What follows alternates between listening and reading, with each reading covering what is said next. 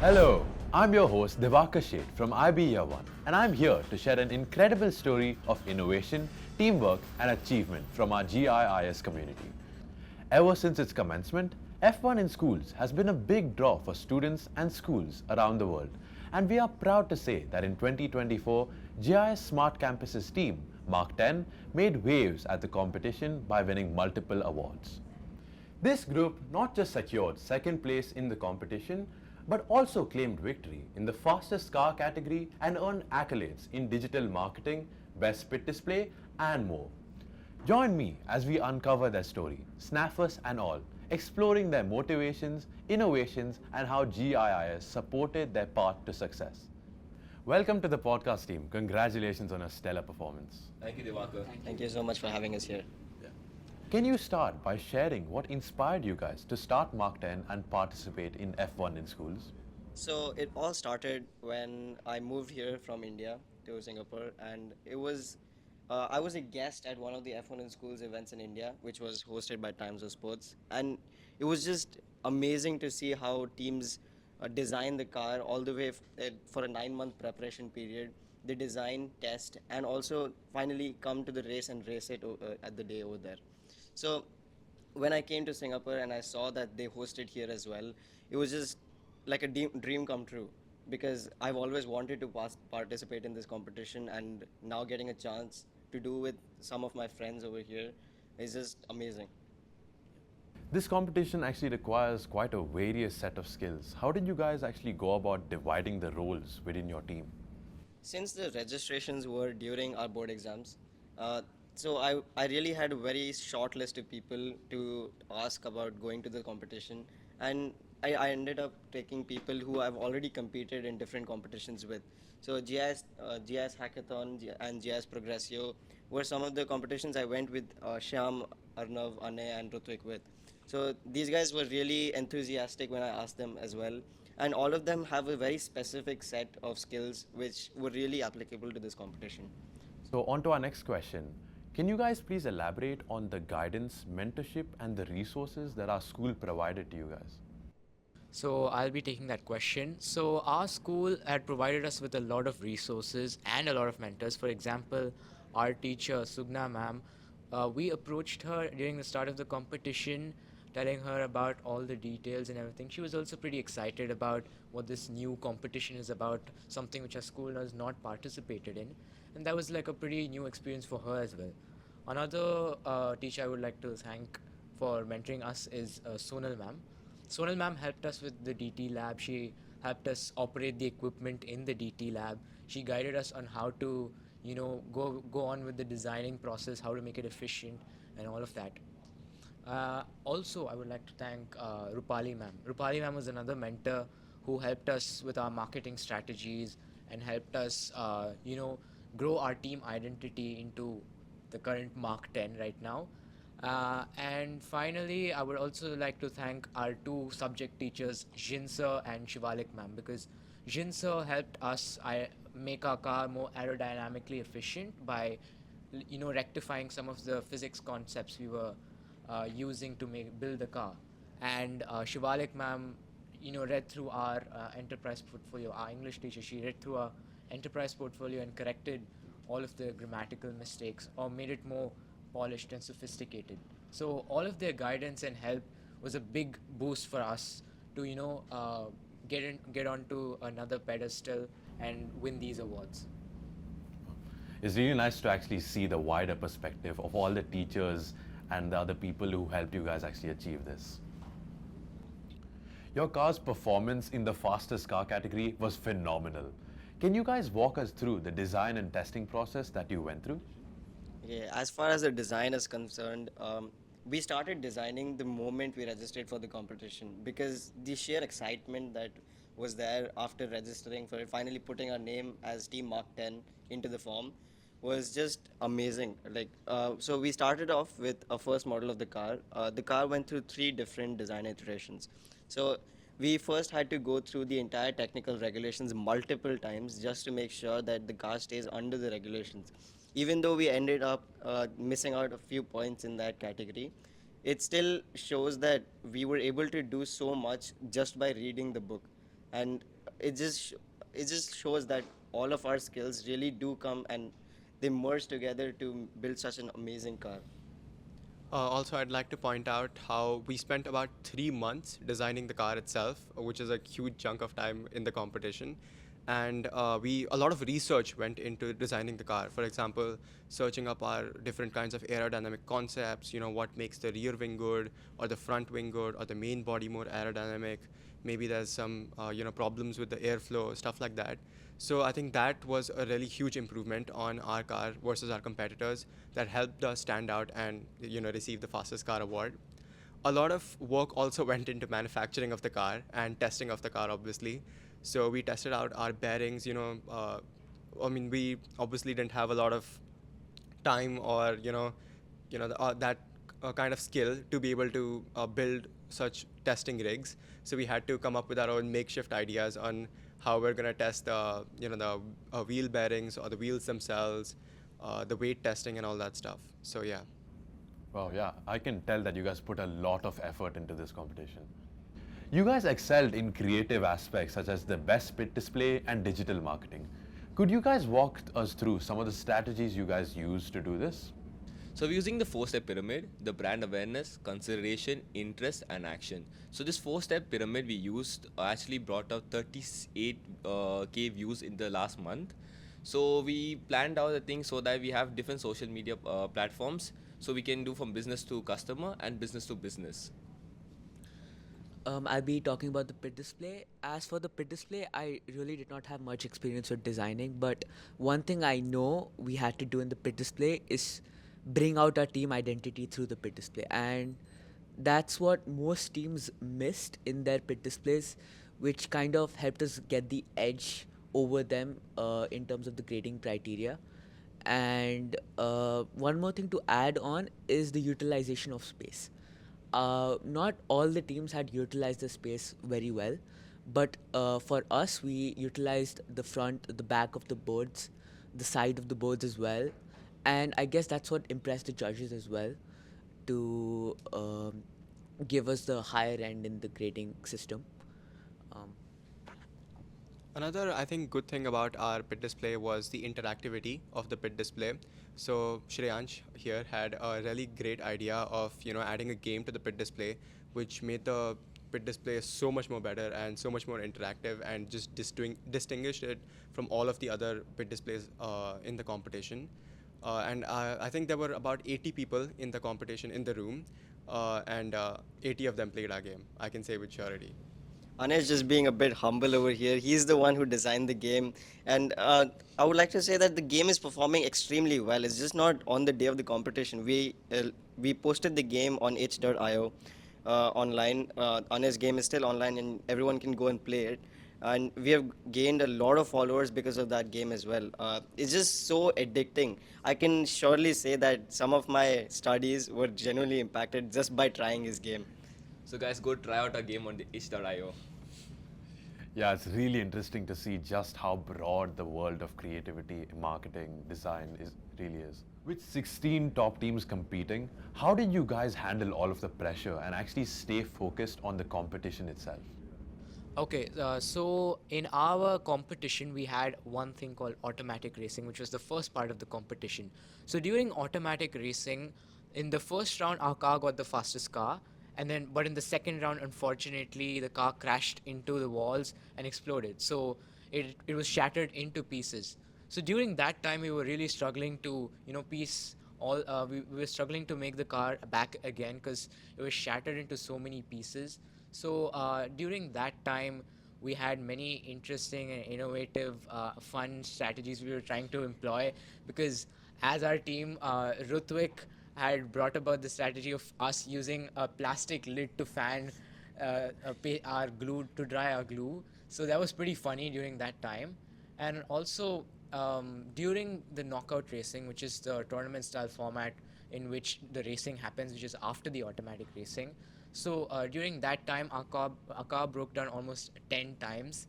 So that was also pretty pressurizing, and we were feeling a bit scared of whether the car would break at the end of the track. So we weren't focused on the results. We were more focused on whether the car's intact or broken. So during that time, we managed to keep our team spirit and motivate each other by saying something positive, by encouraging them for doing such a good work in fixing all of this. So that was a pretty tense situation, but we managed to overcome it. And it's noteworthy to mention that our car was the knockout champion. We reached until the finals and won that as well, all thanks to our teamwork and our patience. F1's school is actually a perfect blend of STEM and innovations. How did it shape your perception of STEM and actually of how you guys can innovate in the future? Okay, so basically in this competition, there was full utilization of each part of STEM. So in science, we used our physics concepts to build the car, to make it more aerodynamic, to understand how the car will run, and to ensure that the car runs during the competition, does not just fall apart. In technology, we used CAD and CFD like ANSYS, Fusion 360, and all of that, which helped design our car and test it virtually. In engineering, of course, our team manager and our lead engineer mainly focused on designing and engineering the car, the process of making the car while going to our neighbor, like our friend team, Accelerate, who helped lended us an a CNC machine and helped us during a crucial moment of the competition. So we would also like to thank Dream Driven, who provided us hot glue while during the competition. They helped us they helped us during the competition, and during the competition, I would say, to your innovation part, during the competition, we had a lot of ways to innovate, bring about changes to bringing to fixing the car and bringing this thing, because we had a lot of different ways to come around the challenges we faced in the competition. It's really nice to see how you guys actually collaborated with the other teams, and even though you were competing, you still worked together with them. So, for the next question, um, what was like a really unforgettable or just really enjoyable experience that you guys had during the competition? And was it like maybe a moment of celebration or a moment of resilience? So I would say Rutvik here again. He, the moment our car would break, like Shyam had mentioned, we would not look at the result. We would just run to the end of the track just to pick up the car and fix it because we knew it was going to be in pieces. Either the front nose was broken or the axle was broken. So within that time, while fixing it, obviously there's a lot of stress on the team manufacturing engineer and me as well because I'm fixing the car over there with him. And Rutvik here tries to make light of the situation by turning it into a marketing opportunity. He's the one who comes up and says, "This is how we drive our car," and starts fanning the car like crazy. I think it was just extremely funny because all the other teams were looking at us and laughing. The officials were laughing, and it was just like turning a very stressful situation into a very fun situation to take away our minds from the fact that we might not be able to finish the race. And coming on to the next part of your question, uh, it was very interesting to see that other teams, the fact that the STEM concept combines everyone who participates in the competition is like we created a lot of friends in this competition. Dream Driven, Accelerate, and Aero Dash. These guys, they helped us throughout the competition because it was our first time as well, and they helped us understand a few things if we were not able to understand about the competition. Well, to add on, I wanted to talk about the finals we had in the knockout racing system, where we actually faced our dear friends Accelerate in the finals, and we were racing against them. Our car was already in a terrible condition, and we were only given 2 minutes to actually repair our car. And there were nerves everywhere in the room.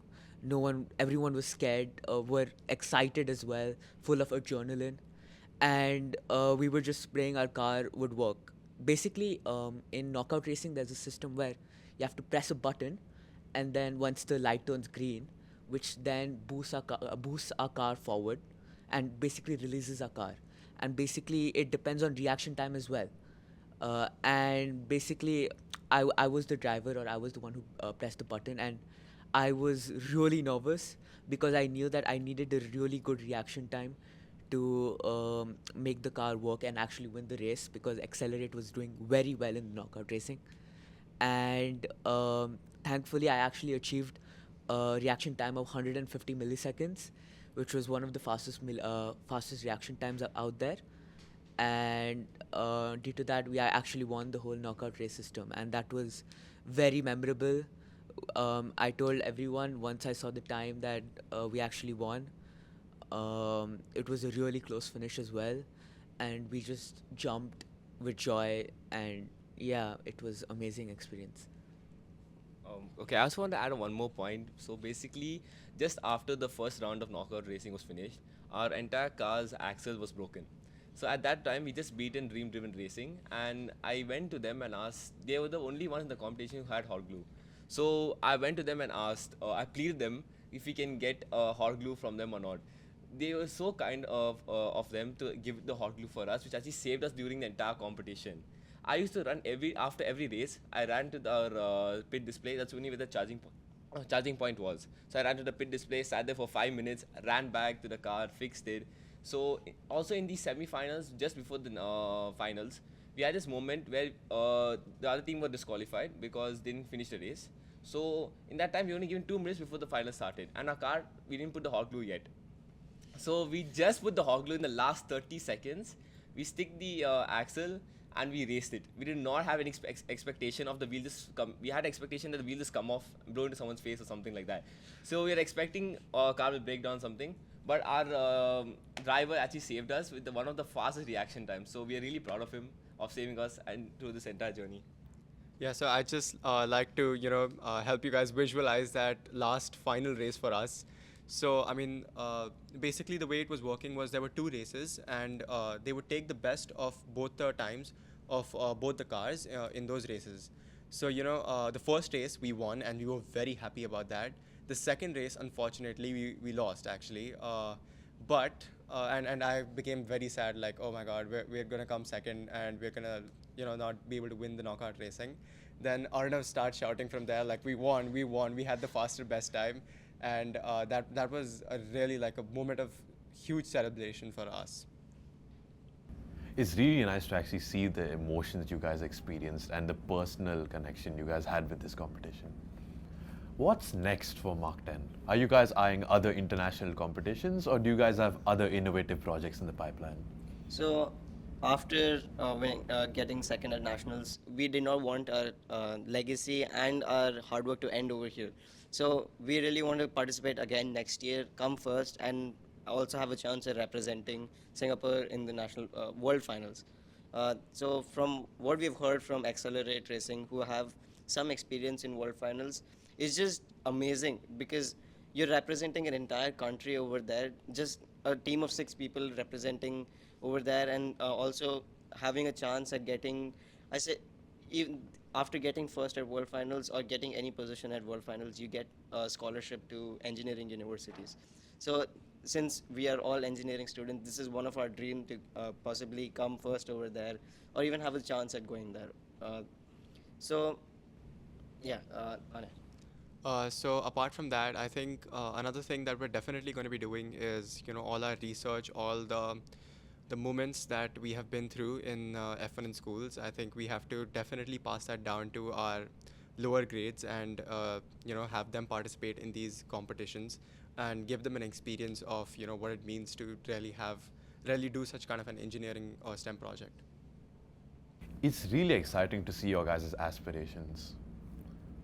Lastly, what advice would you give your juniors who are interested in participating in competitions like F1 in schools or other STEM-related competitions? So during the competition, while we were preparing for the competition before the actual date, we were taking a few sessions with younger students to teach them about what CAD designing, computer-aided design is, and teaching them a little bit, giving them an introduction about F1 in schools itself. And we have seen a lot of participation from the students as well. That is why I would like to give this opportunity for Sham to speak. That we have a very nice thing that's coming up from our team itself. Okay, so right now we're planning of having a master class of our design and manufacturing engineer, having like a seminar kind of method to teach other younger students who would like to learn more about designing or engineering an F1 car for these competitions, so that they can get more expertise. Because when we were trying to get a class for this F1 in schools competition, it was very expensive, and it couldn't fit into our team budget. So that was a big problem. So we're trying to combat that by making a new class for such events and this thing. I think it's also important to talk about our mistakes through the journey, how we kind of missed some deadlines as well. We did not read the regulations properly at some cases, and in order to avoid that mistake, it's important to pass that down as well. The mistakes we did and the learning process we had through this journey, and make sure that maybe they won't do the same mistake again, and learn from our experiences to hopefully get first and represent our country as well in the world finals. Lastly, I would like to add on that for our team, we weren't like exactly very pre-planned. We didn't plan all of the stuff we were planning to do.